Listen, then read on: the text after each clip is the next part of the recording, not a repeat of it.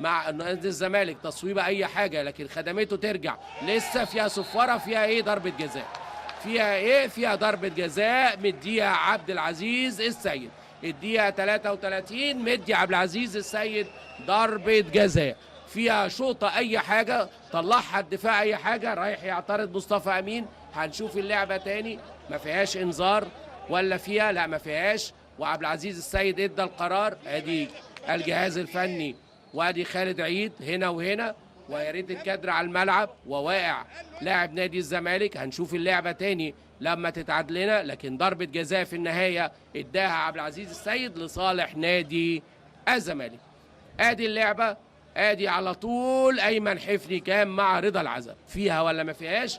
اعتقد الاستوديو التحليلي اعتقد رجل رضا.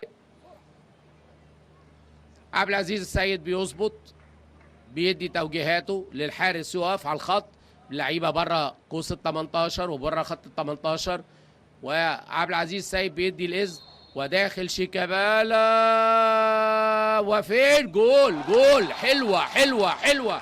شيكابالا يضع الزمالك في المقدمه في الدقيقه 35.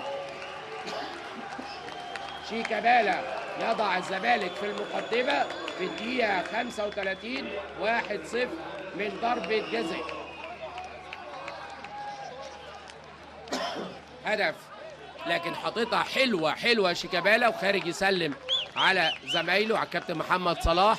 شيكابالا وقف وكده ثانيه وحطها بالقدم اليسرى في سقف الشبكه في الزاويه اليسرى للحارس اسلام، وتصبح النتيجه 1 الزمالك لا شيء طنطا. هنشوف